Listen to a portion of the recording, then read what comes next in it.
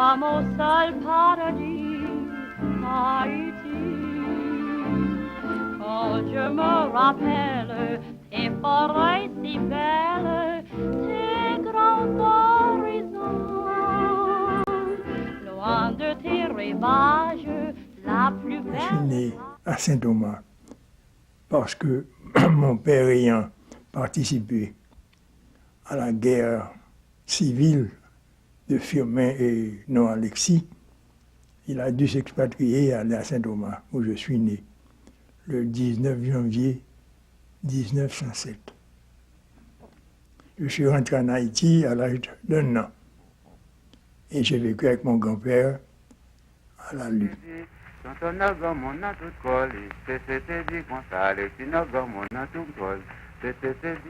La laisser pour voir le livret. C'est dit constat dans ton organe dans toute colis. C'est dit Alexinogon dans toute colis. C'est dit Alexinogon dans toute colis. La laisser pour voir le livret. Mon grand-père était un homme doux. Je n'ai jamais entendu dire un mot à voix élevée. Il parlait toujours à voix basse, tranquille. Tandis que mon père était un violent. C'était le général Sanson. Pourquoi on l'appelait général Sanson, je ne sais pas. C'est pendant qu'il a fait la guerre avec Caco, avec Orézamo. Et il est rentré à Port-au-Prince.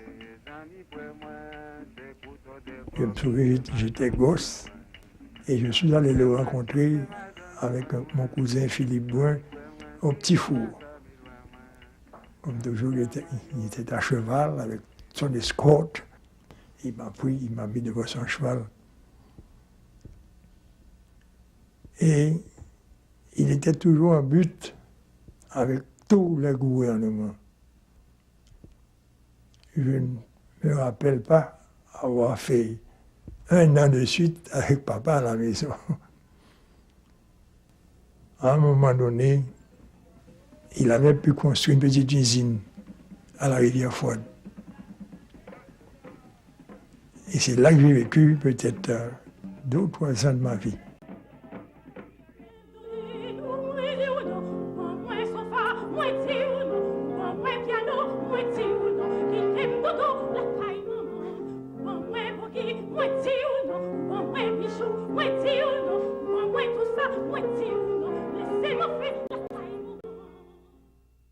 Encore à l'époque des cacos. Et je me souviens, petit, et le soir, on entendait le cri des veilleurs. Kiwi! Kiwi! Et ça me causait une peur effroyable. Maintenant, comme toujours, dès que ces gens rentraient à Port-au-Prince, on entendait les tirs, tout le monde était obligé de descendre de l'étage supérieur en bas avec des matelas qu'on mettait aux portes pour empêcher les balles de nous atteindre. Ça, c'était l'époque de la guerre entre David Théodore et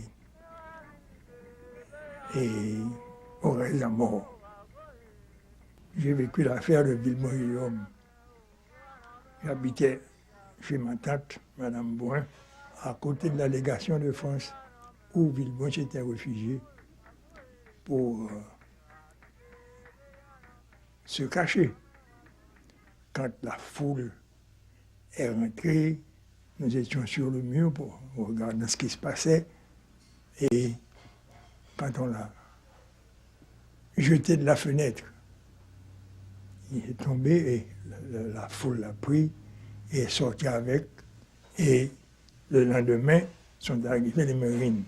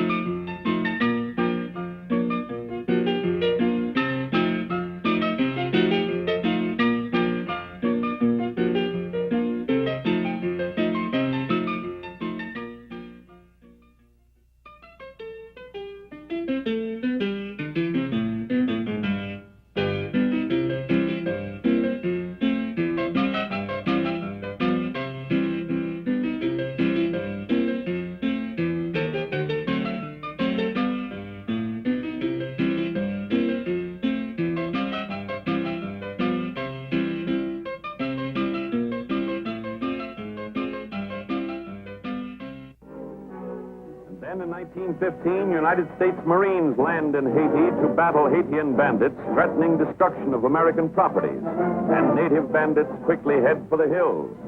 This puts immediate end to troubles in populated areas, but Marines prepare to drive into interior and rout the insurgents out.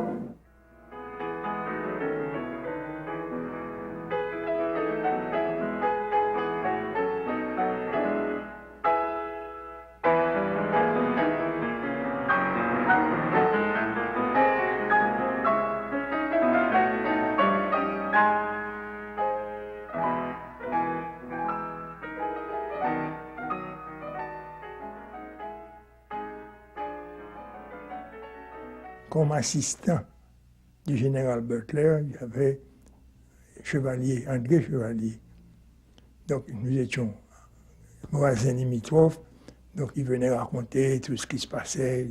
Les Américains étaient là, maintenant ça a été, ils ont fait les élections. J'ai assisté aux élections de l'Attignan.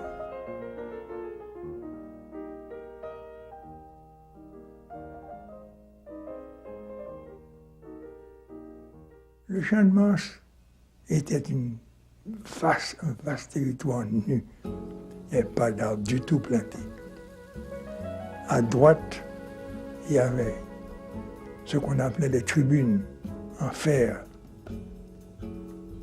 Et devant ces tribunes, c'est là que l'armée haïtienne, l'armée des va-nu-pieds, des sans-souliers pauvres diables, avec des rayons, faisaient leurs exercices. Ça intéressait tous les enfants qui allaient assister chaque dimanche. Et alors les Américains ont maintenant renvoyé cette armée et ils ont commencé à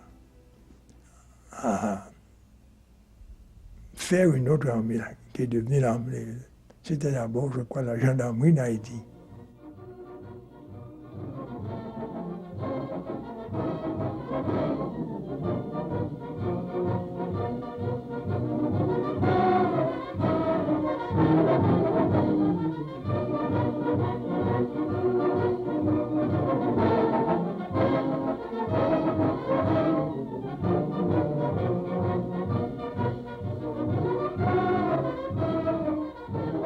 L'affaire des Krakoa a commencé.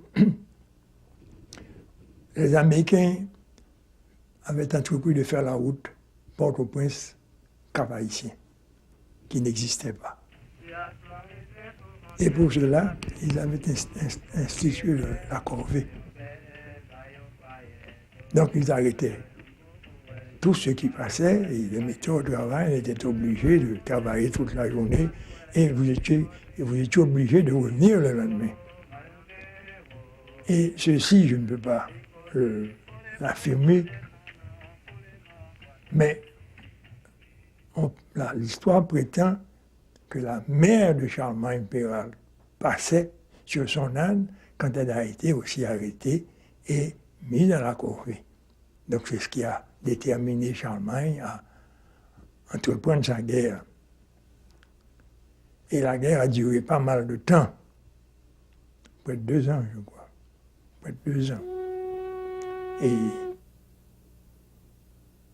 ça a été très dur pour les Américains.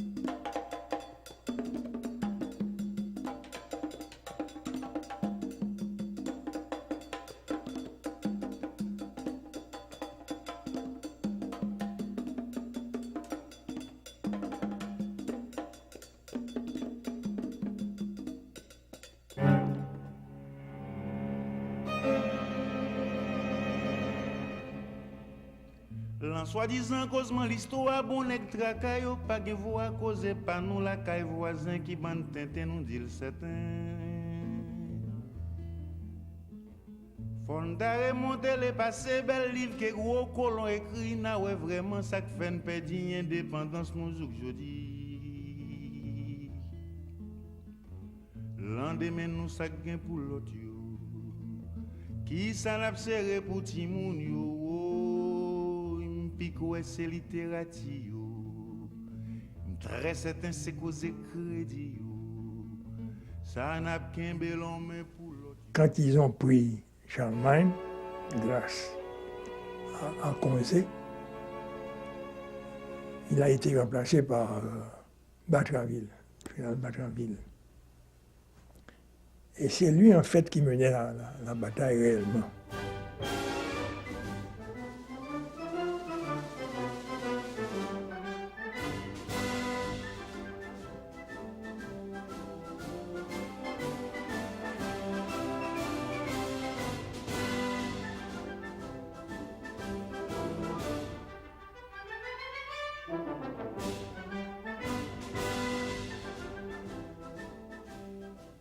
Et à un moment donné, ils ont changé d'attitude. On a soudoyé, pour ainsi dire, les chefs à qui on donnait du travail. Et ils ont tous été employés à Dauphin. Et c'est ainsi que la lutte a pris fin. Après la grande bataille de Port-au-Prince, et ils sont rentrés réellement par 3 points, en passant par le bord de mer. Ils sont venus aussi un peu par la coupe et d'autres par la route Port-au-Prince-Cap. Arrivé à la Grande Rue, où il y a eu une bataille très sérieuse, ils ont été décimés par les voitures blindées qui pensaient pouvoir prendre avec. Ils rentraient sur les machines blindées avec leurs manchettes. Ils ont été décimés. Et ils se sont repliés en laissant beaucoup de morts ce jour-là. Après Dartignave, bon, il y a eu des élections pour Bordeaux. C'est Bordeaux qui a commencé avec l'école d'agriculture. C'est lui qui a commencé à faire les routes. Route Port-au-Prince-Cap, route Port-au-Prince-Caille et route Port-au-Prince-Hinche. Parce qu'il y avait une très forte force à Hinche. Parce qu'en fait, c'était la région même des Carcos. C'est toute la région de Hinche, Grande-Rivière, Pignon, Mirbalet. C'était là leur foyer. Et en somme, Bordeaux a coopéré avec les Américains, mais il a su aussi les contenir, d'après moi. How long were you stationed with the Marines in Haiti before going to La Gonâve? I was out on the mainland of Haiti for over 5 years, patrolling and assigned to various other posts. Fighting bandits? Fighting bandits and doing other things. Did you see very much of voodooism while you were on the mainland of Haiti? Yes, I have seen plenty of it. In fact, I've raided numerous voodoo temples. At one time, I've laid in the bushes over 5 hours before I finally decided to raid it. The voodoo ceremonies in Haiti were against the law, were they? Yes, they were considered against the law. But they went on nevertheless? Yes, they had them all, usually, of course, out in the country, away from all officials. Dancing? Dancing and howling and whooping and various other things. In fact, sometimes it looked like they were very dangerous. Well, indeed. Was the island of La Gonâve considered a very dangerous post? Yes, it was considered very dangerous. In fact, they never kept anyone there over 6 months. The people were considered savages and the place very unhealthy. Et alors on a décidé de décréter la grève. La grève a commencé par Damiens, c'est passé ensuite à tirer les élèves des lycées, des autres écoles, et ça a pris une ampleur extraordinaire.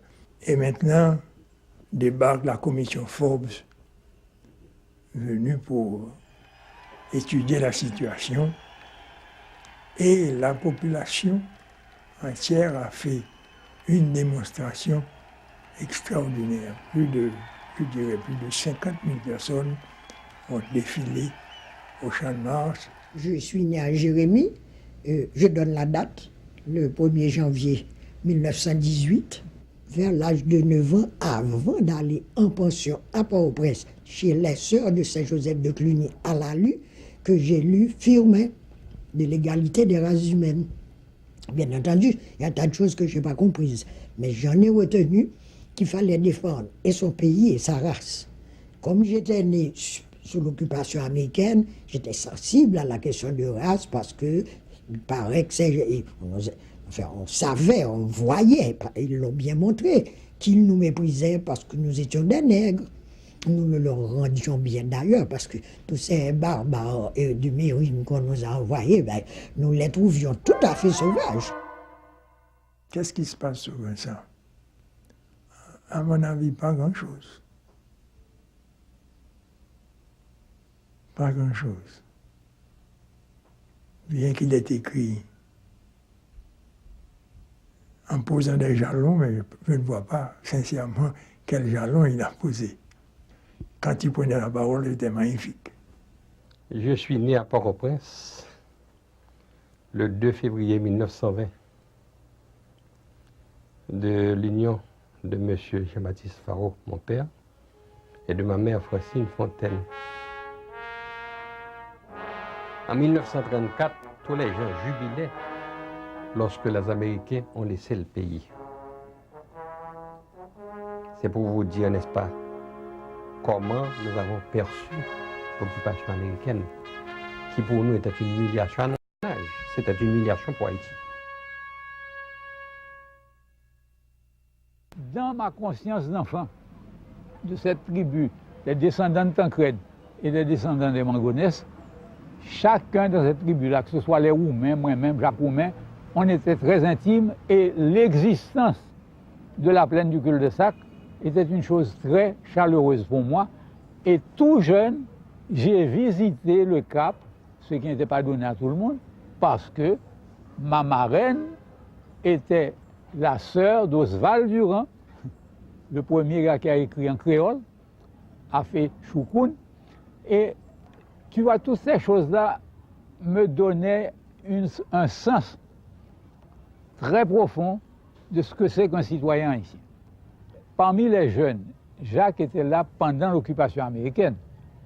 Il a été le gars qui, le premier, tout jeune comme il l'était, la famille des Roumains avait envoyé les enfants faire leurs études en Suisse. Et Jacques allait en Suisse, est très doué, très brillant. Il a appris l'allemand. Il a été en Espagne aussi, pour une raison X et Y, qui était qu'on ne parlait pas espagnol déjà avant de retourner en Haïti. Et revenu en Haïti, il était le personnage très intéressé à être national, à être convaincu qu'il fallait rejeter l'occupation américaine. Et il a été parmi les premiers à faire le texte de la création d'un parti communiste haïtien.